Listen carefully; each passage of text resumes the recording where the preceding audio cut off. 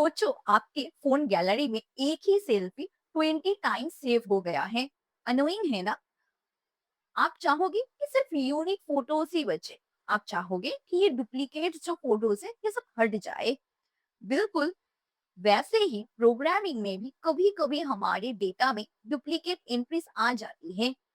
और इस प्रॉब्लम का सुपर सिंपल सोल्यूशन है पाइथन का सेट, जो डुप्लीकेट्स को ऑटोमेटिकली रिमूव करता है और हमें सिर्फ क्लीन एंड यूनिक डेटा देता है।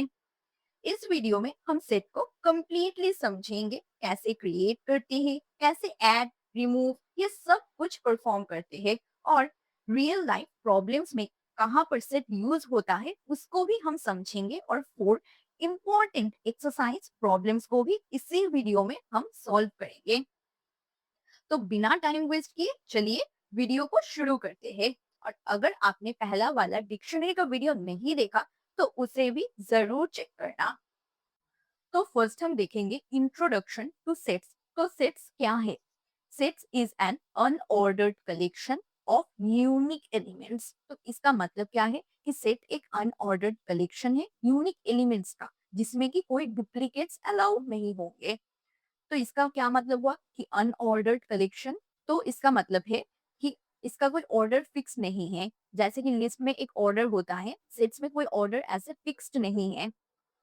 और ये क्या है? Unique elements. यूनिक एलिमेंट्स मतलब सेट एक ऐसा कलेक्शन है जहां पर कोई भी डुप्लीकेट्स नहीं होना चाहिए। जैसे कि 1 2 3, यहाँ पर 1 एक बार ही आना चाहिए, 2 बार 1 नहीं होगा, मतलब कोई भी डुप्लीकेट्स कभी भी प्रेजेंट नहीं हो सकता है। तो यहाँ पर सिंटैक्स है कि कैसे हम एक सेट्स को लिख सकते हैं। फर्स्ट सेट का नाम यहाँ पर जो है माई सेट, फिर हम ऐसे कर्ली ब्रेसेस के अंदर हमारे जो वैल्यूज है उसको स्टोर कर सकते हैं। यहाँ पर वही लिखा है कि नो डुप्लीकेट वैल्यूज अलाउड, कि सेट में कोई भी डुप्लीकेट्स नहीं होना चाहिए। अगर डुप्लीकेट्स हुआ, जैसे कि अगर मेरे पास कुछ ऐसा सेट है कि जहाँ पर 1 2 2 3, तो यहाँ पर क्या है, 2 जो है वो 2 बार आया है इस सेट्स में। तो पाइथन क्या करेगा? पाइथन ऑटोमेटिकली ये जो 2 है इसको रिमूव कर देगा। ओके, ये 2 जो है, एक 2 ऑटोमेटिकली रिमूव हो जाएगा, मतलब डुप्लीकेट वैल्यू रिमूव हो जाएंगे। और यहाँ पर क्या लिखा है? नो इंडेक्सिंग और स्लाइसिंग, मतलब सेट्स में हम इंडेक्सिंग नहीं कर सकते, ये सेट्स में हम स्लाइसिंग नहीं कर सकते। क्यों नहीं कर सकते? क्योंकि ये अनऑर्डर्ड है, इसलिए इसमें इंडेक्सिंग एंड स्लाइसिंग का कॉन्सेप्ट नहीं होता है। अगर हम इंडेक्सिंग करना जाए तो हमारे पास क्या होगा? एक एरर शो होगा। तो सेट्स हम कहाँ यूज करेंगे, ये एक क्वेश्चन है। तो अगर आपको किसी कलेक्शन में सिर्फ यूनिक वैल्यूज चाहिए तो आप सेट यूज करो। ये बेस्ट है कि अगर आपको सिर्फ यूनिक वैल्यूज ही चाहिए, कोई भी डुप्लीकेट्स नहीं चाहिए, तो आप इस सेट्स को यूज करो। तो यहाँ पर फर्स्ट हम एक सेट को कैसे लिख सकते हैं वो देखेंगे। जैसे कि मैं लेती हूँ एस, और जो कि मेरा सेट का नेम है, और कर्ली ब्रेसेस के अंदर मैं वैल्यूज को स्टोर करूंगी। जैसे कि मैं स्टोर कर रही हूँ 1 2 2 3, तो मेरे पास यहाँ पर क्या, एक डुप्लीकेट आ रहा है, जो कि 2 2 बार ऑकर हो रहा है। तो मैं यहाँ पर प्रिंट करूंगी सेट को।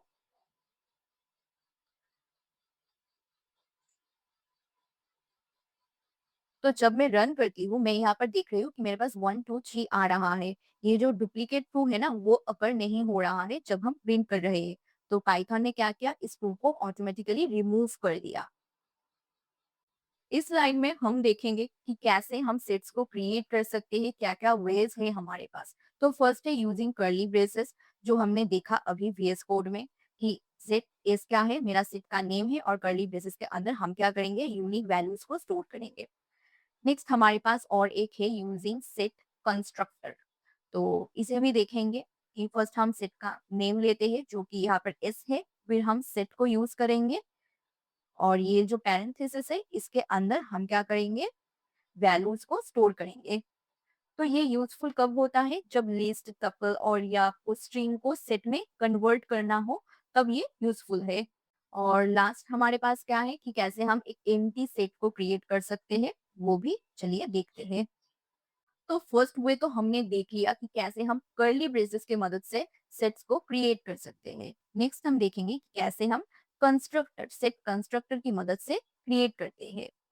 तो एस सेट ऐसे पैरेंथेसिस फिर 1 2 3 4 5।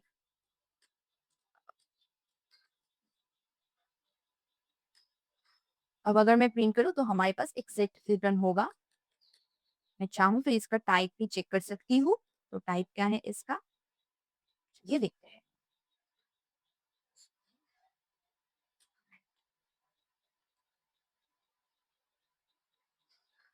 तो हमारे पास यहाँ पर सेट जो हमने प्रिंट किया है वो आ रहा है और यहाँ पर टाइप क्या है इसका? ये है एक सेट। तो मैंने क्या कहा कि ये यूज़फुल कब है? जब आपको लिस्ट, टपल या स्ट्रिंग्स को सेट में कन्वर्ट करना हो तब। तो देखते हैं कि हमारे पास एक लिस्ट होगा और उसको हम कन्वर्ट करेंगे सेट में। और जब हम इसको सेट में कन्वर्ट करेंगे, इसमें जो भी मतलब लिस्ट में जो भी डुप्लीकेट्स वैल्यूज़ होंगे, वो सब रिमूव हो जाएँगे। इसको एक बार देखते हैं। जैसे कि मेरे पास एक नम है।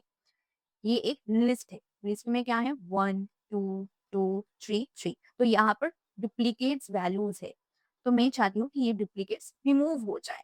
तो मैं क्या करूँगी? सिंपल प्रिंट सेट और इसके अंदर मैं लिखूंगी नम। तो हमारे पास इस जो ये जो लिस्ट था इसमें जो डुप्लीकेट्स वैल्यूज थे वो क्या रिमूव हो गया।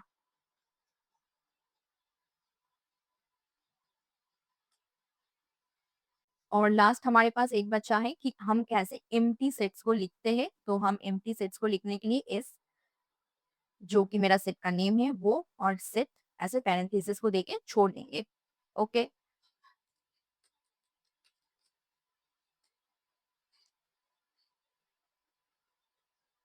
अब अगर मैं रन करूँ तो मैं देख रही हूँ कि मेरे पास यहाँ पर एक एम्प्टी सेट आ रहा है।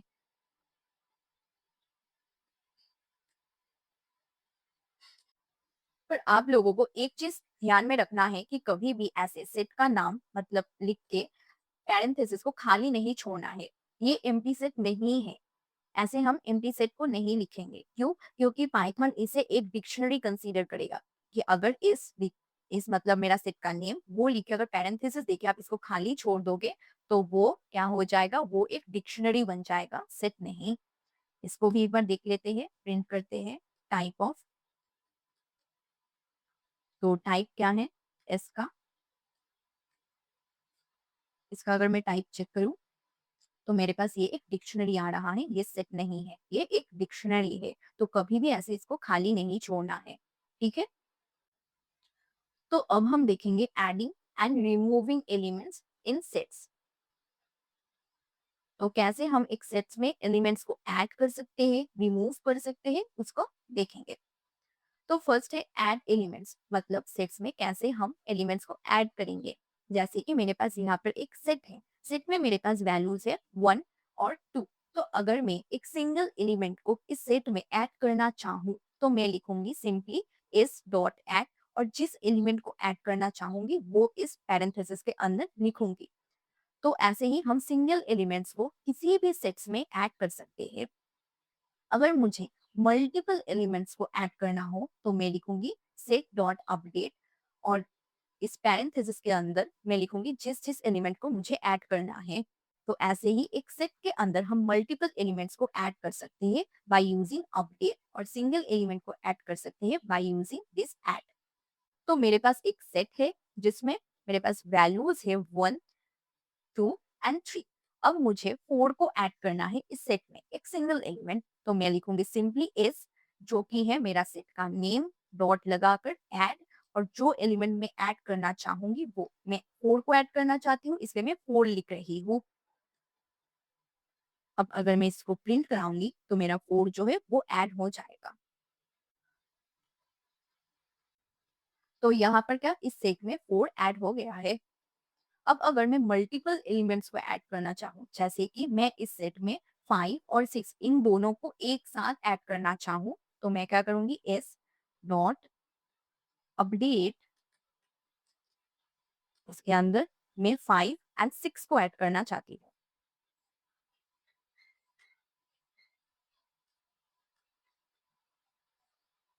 तो मेरे पास यहाँ पर इस सेट में 5 एंड 6 ऐड हो गया है।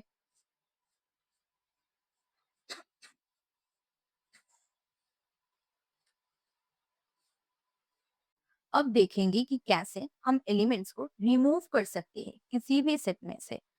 तो अगर मुझे एलिमेंट्स है इस सेट से, हाँ, यहाँ से मुझे 2 को रिमूव करना है, कि मुझे 2 नहीं चाहिए, आप 2 को रिमूव कर दो। तो मैं लिखूँगी सिंपली इज़ डॉट रिमूव, और जो भी मतलब जिस एलिमेंट को मैं रिमूव करना चाहती हूँ वो। मैंने यहाँ पर 2 लिखा तो 2 रिमूव हो जाएगा। लेकिन अगर एलिमेंट में ये 2 एग्ज़िस्ट नहीं करता तो मेरे पास क्या एक एरर आता। जैसे कि इस लिस्ट में मेरे पास 10 नहीं है। 10 तो एग्ज़िस्ट नहीं करता। तो अगर मैं इस 2 की जगह 10 लिखती तो क्या होता? मेरे पास यहाँ पर एक एरर आता। नेक्स्ट मेरे पास है डिस्कार्ड। इसकी मदद से भी हम क्या कर सकते हैं, किसी भी एलिमेंट को रिमूव कर सकते हैं। बट अगर सेट में वो एलिमेंट प्रेजेंट नहीं हुआ तो हमारे पास कोई भी एरर नहीं आएगा इस केस में। जैसे कि अगर मैं यहाँ पर 10 लिखती तो 10 क्या है, मेरे इस सेट में नहीं है, तो मेरे पास एक एरर आता। बट अगर मैं डिस्कार्ड को यूज करूँ और मैं 10 लिखूं तो मेरे पास कोई भी एरर नहीं आएगा। और लास्टली हमारे पास है इस डॉट क्लियर मेथड, जो क्या करेगा, रिमूव कर देगा ऑल आइटम्स को। एक सेट के अंदर जो भी एलिमेंट्स है सब कुछ को ये रिमूव कर देगा। तो मैं यहाँ पर एक न्यू सेट बना रही हूँ जो कि है एस। इसमें मैं रख रही हूँ 1 2 3 4 एंड 5। अब मैं चाहती हूँ कि मैं इस सेट में से 2 को रिमूव कर दूं, तो मैं सिंपली लिखूंगी एस डॉट रिमूव 2।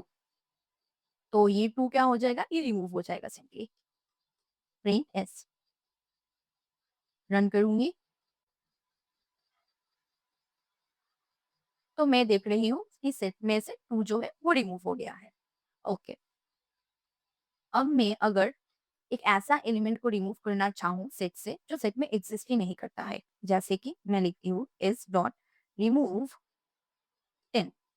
तो आप 10 को रिमूव कर दो जो कि सेट में नहीं है, एग्जिस्ट ही नहीं करता है। तो हमारे पास यहाँ पर एरर आ रहा है। देख सकते हैं आप कि एरर आ रहा है। अब इसको ही हम डिस्कार्ड की मदद से करेंगे। अब मैं लिखूंगी कि डिस्कार्ड 10। अब मेरे पास कोई भी एरर शो नहीं हो रहा है। फर्स्ट टाइम हमने रिमूव को यूज़ किया था, वही उसके लिए 2 रिमूव हो गया था सेट में, वही सेट प्रिंट हो रहा है। डिस्कार्ड 10 की वजह से कोई भी एरर नहीं आ रहा है। अगर मैं सिंपली सिर्फ डिस्कार्ड को ही रन करूँ, तो क्या हो रहा है, मेरे पास पूरा जो मेरे पास सेट था, वो मेरे पास आ रहा है, कोई भी एरर नहीं है।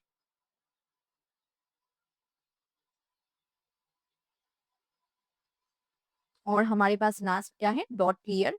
पूरा जो सेट है, वो ही एम्प्टी हो जाएगा। तो ये क्या रिटर्न कर रहा है? ये एक एम्प्टी सेट रिटर्न कर रहा है। इस सेट में जो भी एलिमेंट्स था सब रिमूव हो गया है।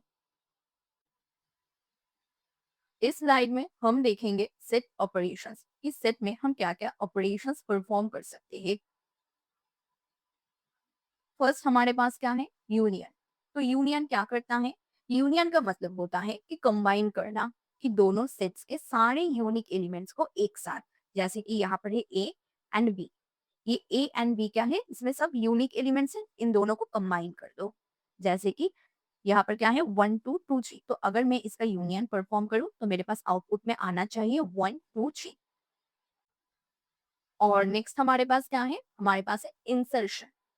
तो इंसर्शन का मतलब क्या है? इंसर्शन का मतलब होता है कि कॉमन एलिमेंट्स को रिटर्न करो। जैसे कि दोनों यहाँ पर है, इसमें 1 2 और 2 3। तो फर्स्ट सेट में क्या है, 1 2 है, नेक्स्ट सेट में क्या है, 2 3 है। तो इन दोनों सेट्स में कॉमन क्या है, कॉमन है 2। तो ये क्या करेगा, इंसर्शन क्या करेगा, जो कॉमन एलिमेंट होगा उसको रिटर्न कर देगा, जो कि है 2। तो चलिए इन दोनों को देखते हैं। तो अब हम तो अब हम देखेंगे यूनियन को, कि कैसे हम यूनियन परफॉर्म करते हैं। तो मेरे पास एक सेट है, सेट ए, जिसमें कि मेरे पास वैल्यूज है 1 2 एंड 3। और मेरे पास नेक्स्ट और एक सेट है जो कि है बी। बी में मेरे पास कुछ ऐसे वैल्यूज है 2 4 एंड 3। तो अगर मैं इसका यूनियन परफॉर्म करूं कि ए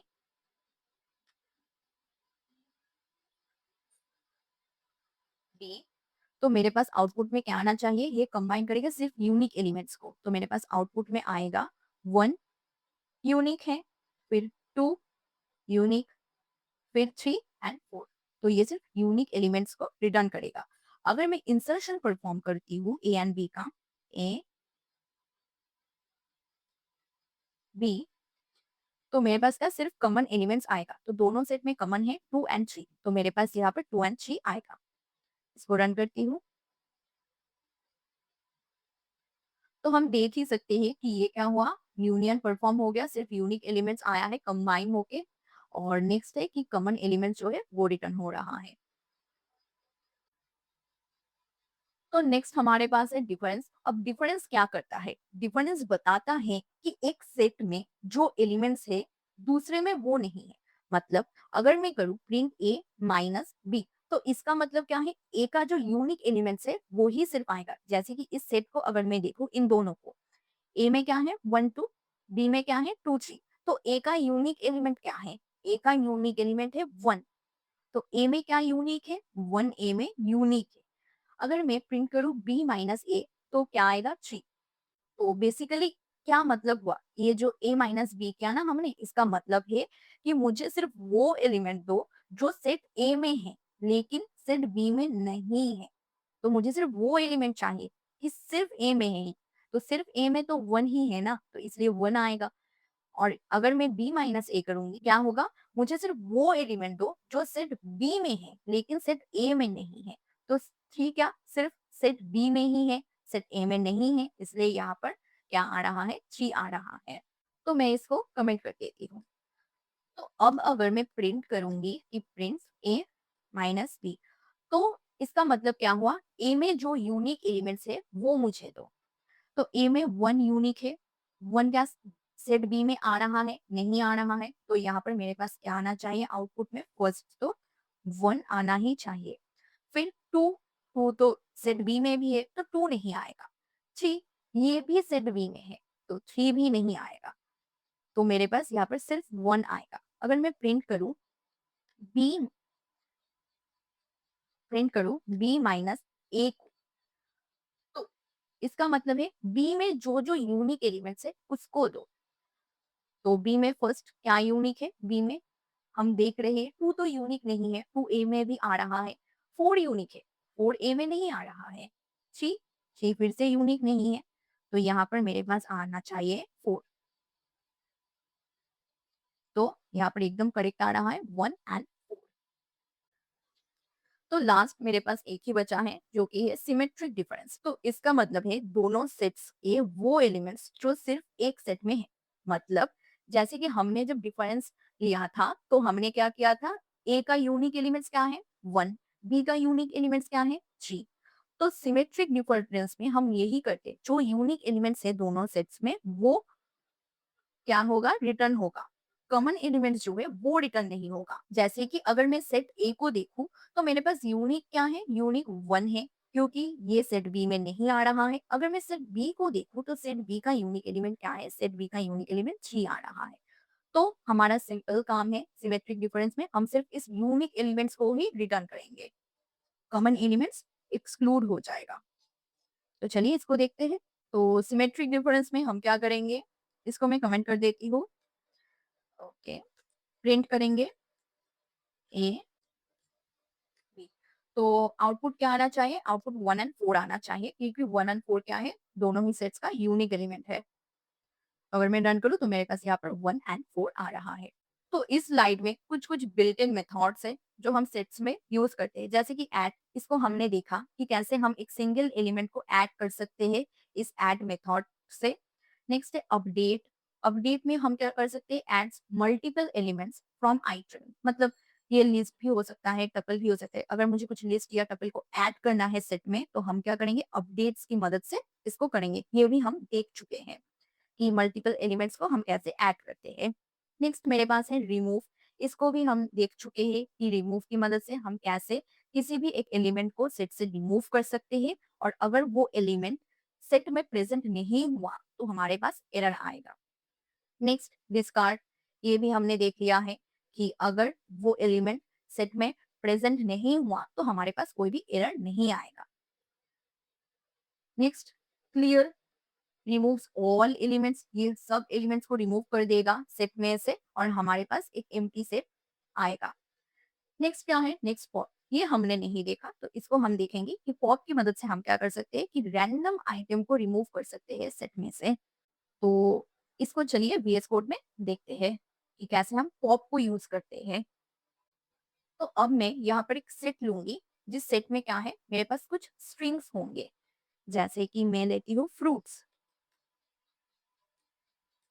फ्रूट्स का एक सेट लूँगी। इस सेट में मेरे पास एप्पल है, बनाना है and next we have orange.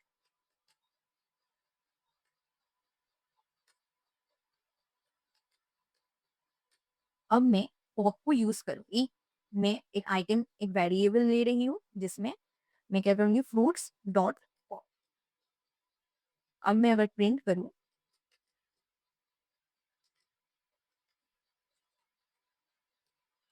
First में आइटम को प्रिंट कर रही हूँ कि जो एलिमेंट पॉप हुआ है सेट से वो प्रिंट होगा।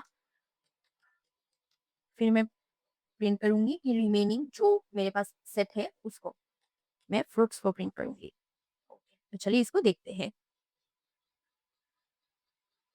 तो इस सेट में से एप्पल जो है ये रिमूव हो गया है और सेट में मेरे पास बचा है ऑरेंज एंड बनाना।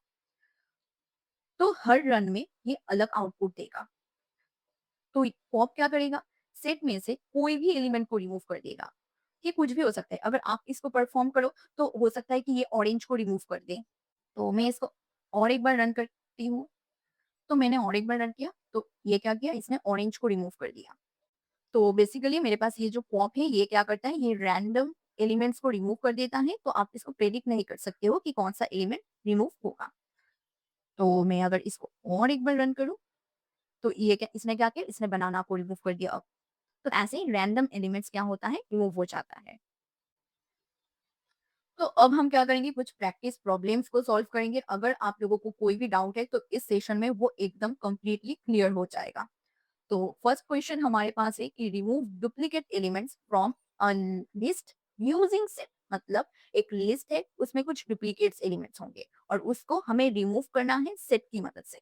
तो अगर आप लोगों को कोई भी लिस्ट से डुप्लीकेट एलिमेंट्स को रिमूव करना है तो उसका सबसे सिंपल एंड फास्टेस्ट वे है कि आप सेट को यूज करो, क्योंकि सेट ऑटोमेटिकली यूनिक एलिमेंट्स को ही स्टोर करता है, इसलिए।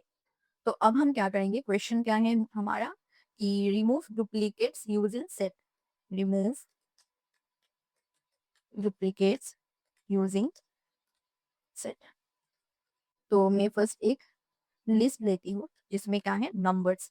नंबर्स एक लिस्ट है जिसमें 1 2 2 3 3 4। तो इसमें बहुत सारे डुप्लीकेट्स हैं। अब हमें क्या करना है, डुप्लीकेट्स को रिमूव करना है। तो हम क्या करेंगे, इस लिस्ट को सेट में कन्वर्ट करेंगे, क्योंकि सेट में ऑटोमेटिकली यूनिक वैल्यूज ही स्टोर होता है, इसलिए। तो यूनिक एलिमेंट्स सेट क्या है, नंबर्स।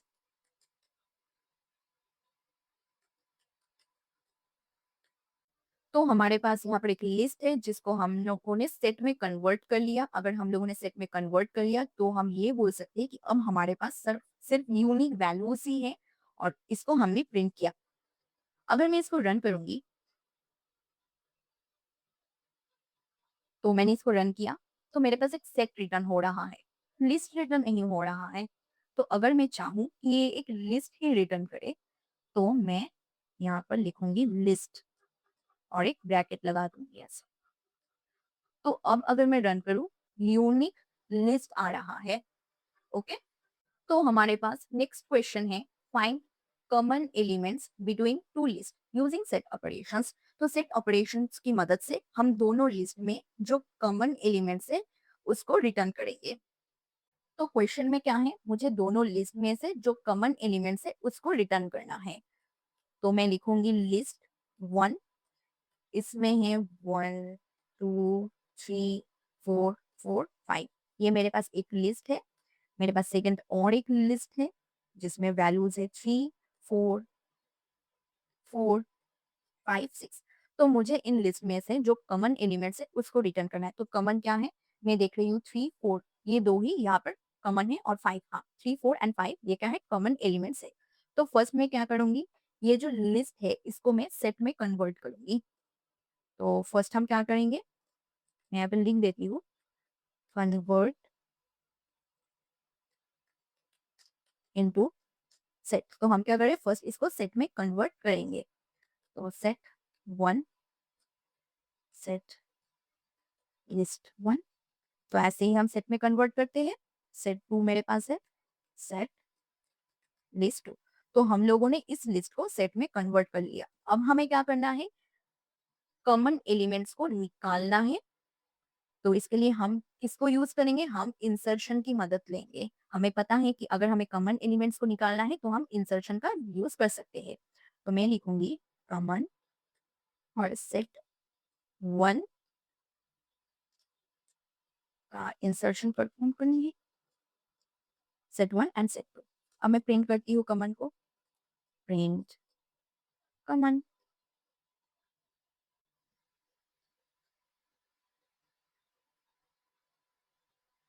तो मेरे पास यहाँ पर सिर्फ कॉमन एलिमेंट्स जो है वही आ रहा है। और अगर मैं चाहूँ कि ये मेरे पास सेट नहीं आए, ये मेरे पास एक लिस्ट के फॉर्म में आए आउटपुट, तो हम सिंपली यहाँ पर लिस्ट लगा देंगे, लिस्ट। तो अब मेरे पास लिस्ट की फॉर्म में आउटपुट आएगा। रन करते हैं तो ये एक लिस्ट आया है। तो हमने एक लिस्ट में से जो जो कॉमन एलिमेंट्स है उसको हमने निकाल लिया by using set operation. Question number 3 को देखेंगे कि count the number of unique words in a given sentence. तो हमारे पास एक सेंटेंस होगा, उसमें से हमें यूनिक वर्ड्स को निकालना है। तो चलिए इसे करते हैं। तो अब हमारे पास क्वेश्चन क्या है कि हमें काउंट करना है यूनिक वर्ड्स को एक सेंटेंस में से। तो एक सेंटेंस, जैसे कि मैं यहाँ पर एक सेंटेंस लेती हूँ। सेंटेंस मेरे पास क्या है, सेंटेंस में ई होता है। E। तो सेंटेंस है कि Python is easy and Python is powerful. तो इसको मैं लिख लेती हूँ, मेरा sentence Python is easy and Python is powerful. तो ये मेरे पास एक सेंटेंस है। तो इसमें से मैं चाहती हूँ कि सिर्फ यूनिक जो वर्ड्स है वो मेरे पास आए आउटपुट में। जैसे कि पाइथन, ये यूनिक आएगा एक, इजी ये एक बार आएगा, देन अच्छा सॉरी पाइथन, तो पाइथन आएगा, देन इज इजी 3 एंड ये एक बार आएगा 4 and next time Python and easy, Python and is ये काउंट नहीं होगा, ये काउंट नहीं होगा, ये मेरे पास पावरफुल काउंट होगा।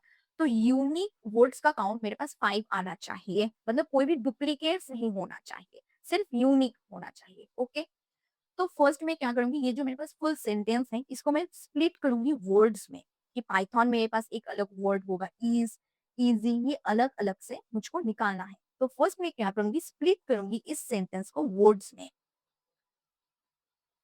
तो फर्स्ट मुझे वर्ड्स को निकालना है ना सेंटेंस से, तो मैं लिखूंगी सेंटेंस डॉट स्प्लिट। तो ये वर्ड्स में स्प्लिट हो जाएगा। अब मुझे इसको क्या करना है, कन्वर्ट करना है सेट में। तो अगर मैं इस डुप्लीकेट स्ट्रिंग्स जो मेरे पास है ना, इसको अगर मैं सेट में कन्वर्ट करती हूँ तो क्या होगा, ये जो डुप्लीकेट्स है वो रिमूव हो जाएगा। तो हम क्या करेंगे, यहाँ पर लिखेंगे यूनिक वर्ड्स। तो यूनिक वर्ड्स को लिखने के लिए हम इसको सेट में कन्वर्ट करेंगे, इस वर्ड्स को। तो वर्ड्स को अब हमने सेट में कन्वर्ट कर दिया। ओके, नेक्स्ट हमें क्या निकालना है, हमें काउंट चाहिए कि काउंट करेंगे हम यूनिक वर्ड्स को। तो एक काउंट लगाते हैं यहाँ पर, count length of unique words. तो कितने यूनिक वर्ड्स है वो आ जाएगा। लास्टली हम क्या करेंगे, प्रिंट कराएंगे हमारे यूनिक वर्ड्स को, कि हमारे पास यूनिक वर्ड्स जो जो है वो आ जाए। और हम प्रिंट कराएंगे काउंट को कि कितने सारे यूनिक वर्ड्स है उसको। तो मैं रन करती हूँ, तो मेरे पास यूनिक वर्ड्स का सीक्वेंस आ गया है, जो कि is, powerful, easy and Python, ये एक अलग अलग यूनिक वर्ड्स आ गया है सेट में। और काउंट क्या है, 5। तो हमारे पास लास्ट एक क्वेश्चन ही बचा है you find students who are enrolled in only one subject, either math or science, but not both. तो हमारे पास एक सेट होगा जिसमें स्टूडेंट्स हो गए जो जो मैथ्स में एनरोल किया है, स्टूडेंट्स जो साइंस में एनरोल किया है, तो हमें उन स्टूडेंट्स को निकालना है जिन्होंने सिर्फ या तो मैथ में ही एनरोल किया है या तो सिर्फ साइंस में एनरोल किया है। मैथ और साइंस दोनों में जो स्टूडेंट्स ने एनरोल किया है उसको हम एक्सक्लूड कर देंगे, उसको हम प्रिंट नहीं कराएँगे। मतलब हमारे पास कुछ ऐसा सेट है कि मैथ स्टूडेंट्स जो स्टूडेंट्स ने मैथ्स में एनरोल किया है, जैसे कि मैं नेम लेती हूँ, अमित ने एनरोल किया है, फिर रिया, नेक्स्ट मेरे पास अ, राहुल। तो इन सारे स्टूडेंट्स ने मैथ्स में एनरोल किया है। अब साइंस स्टूडेंट्स का नेम लूँगी मैं, कि जो स्टूडेंट्स ने साइंस में एनरोल किया है। साइंस में रिया ने भी एनरोल किया, तो रिया ने मैथ में भी एनरोल किया है, साइंस में भी एनरोल किया है। तो हम रिया को एक्सक्लूड कर देंगे। फिर मैं ले रही हूँ सारा, तो सारा ने सिर्फ साइंस में एनरोल किया है। नेक्स्ट मैं लेती हूँ राहुल। तो राहुल ने भी मैथ्स में एनरोल किया है। तो हमें क्या चाहिए? हमें सिर्फ वो स्टूडेंट्स चाहिए जिन्होंने सिर्फ या तो मैथ में एनरोल किया है या तो सिर्फ साइंस में एनरोल किया है। तो अमित ने सिर्फ मैथ में एनरोल किया है एंड रिया रिया नहीं, सारा ने सिर्फ साइंस में एनरोल किया है। तो मेरे पास आउटपुट अमित एंड सारा आना चाहिए। मतलब मैथ स्टूडेंट्स ये जो सेट है इसका unique element and science student जो है इसका यूनिक एलिमेंट। तो हमें पता है कि हम सिमेट्रिक डिफरेंस की मदद से इसको परफॉर्म कर सकते हैं। तो हम लिखेंगे कि only students, only one student, मतलब ऐसा ही कुछ वेरिएबल का नेम देते हैं और इसमें हम क्या करेंगे, हम सिमेट्रिक डिफरेंस को परफॉर्म करेंगे, क्योंकि सिमेट्रिक डिफरेंस से क्या निकलता है, दोनों सेट्स का यूनिक एलिमेंट। तो मैथ स्टूडेंट, फिर मेरे पास है साइंस स्टूडेंट्स। तो जो स्टूडेंट्स एक ही सब्जेक्ट में एनरोल किया होगा वो आ जाएगा। नेक्स्ट हम इसको प्रिंट करा देंगे ओनली वन स्टूडेंट को। तो मेरे पास आउटपुट में अमित एंड सारा आना चाहिए। तो अमित एंड सारा ही आ रहा है जो कि यूनिक एलिमेंट्स है। इन्होंने सिर्फ एक ही सब्जेक्ट में एनरोल किया है, या तो मैथ या तो साइंस। तो हमने यहाँ प्रैक्टिस प्रॉब्लम्स को कंप्लीटली सॉल्व कर लिया है। अगर आप लोगों को मेरा एक्सप्लेनेशन समझ आ रहा है तो वीडियो को एक लाइक और चैनल को जरूर सब्सक्राइब करना, और कहीं पर भी आप लोगों को कोई भी डाउट्स है तो कमेंट्स में मुझे जरूर पूछना। और चलिए मिलते हैं नेक्स्ट वीडियो में।